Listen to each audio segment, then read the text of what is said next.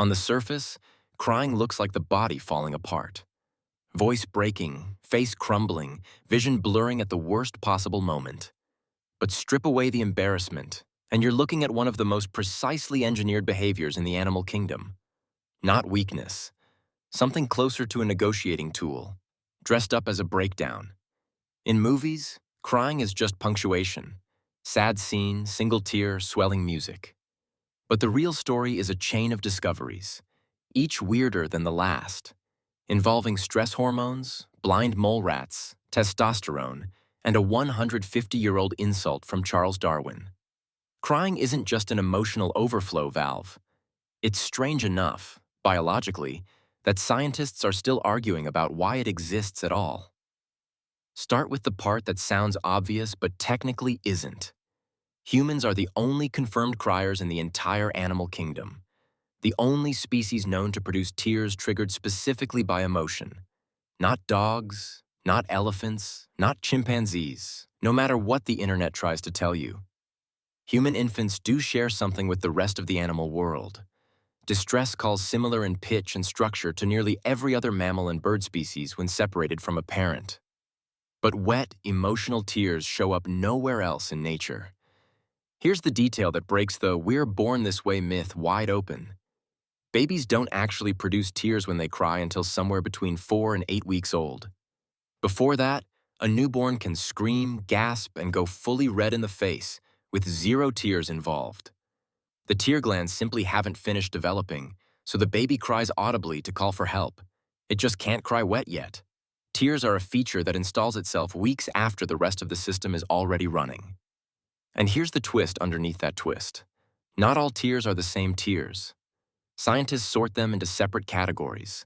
Basal tears that constantly lubricate the eye, reflex tears that flush out smoke or onion fumes, and emotional tears that only appear during intense feeling. Emotional tears carry a measurably different chemical signature than the other two. The hormone prolactin, the stress hormone ACTH, and an opioid-like compound called leucine and enkephalin, none of which show up in ordinary lubrication or onion-induced flushing. In plain terms, when you cry from grief, relief, or a movie you swore you wouldn't cry at, your eyes aren't leaking. They're excreting.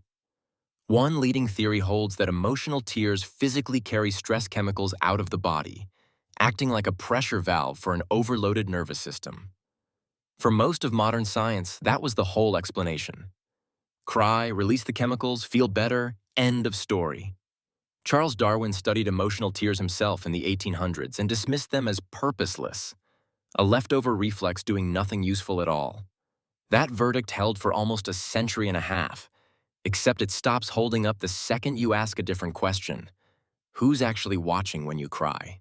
One increasingly accepted theory says crying evolved as a signal meant to be picked up only by whoever is close enough to see it, not a broadcast to a crowd, a message for the people nearest to you.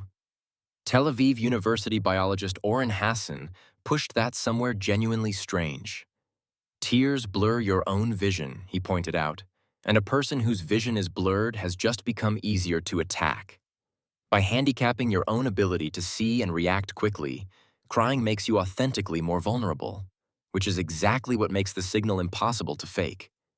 You can't pretend to be defenseless without actually becoming defenseless.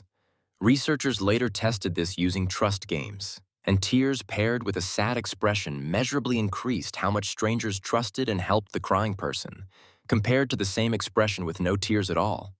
But the real jaw drop didn't come from watching people cry. It came from smelling them. In 2011, researchers at Israel's Weizmann Institute collected real emotional tears from women and had men sniff them under controlled conditions, without telling the men what they were inhaling. The tears had no detectable odor, yet sniffing them lowered the men's testosterone, reduced their self-reported arousal, and changed activity in the arousal-related regions of their brains. In 2023, the same lab pushed it further. Men who sniffed women's emotional tears showed more than a 40% drop in aggressive behavior compared to men who sniffed plain saline, confirmed by brain scans. A near-identical effect already exists in rodents. Tear-based signals that block aggression have been documented in mice and in blind mole rats, where weaker males coat themselves in tears specifically to avoid being attacked by dominant ones. Humans, it turns out, may never have stopped using a version of the exact same trick. We just dressed it up as heartbreak. And the most comforting part of the story, that crying always makes you feel better afterward, turns out to be more complicated than the greeting card version. Whether a good cry actually leaves you lighter depends heavily on context. Whether someone comforted you while it happened, and whether whatever triggered the tears actually got resolved. Cry alone, with no comfort and no resolution, and the same tears can leave you feeling worse, not better. Even biology's most reliable-sounding payoff has fine print. So why do humans cry? Not because the body is malfunctioning under pressure.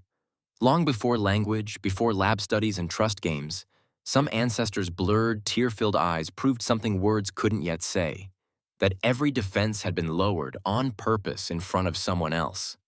Humans didn't invent crying as a weakness. We inherited it as a signal, and somewhere along the way, forgot how calculated it really was.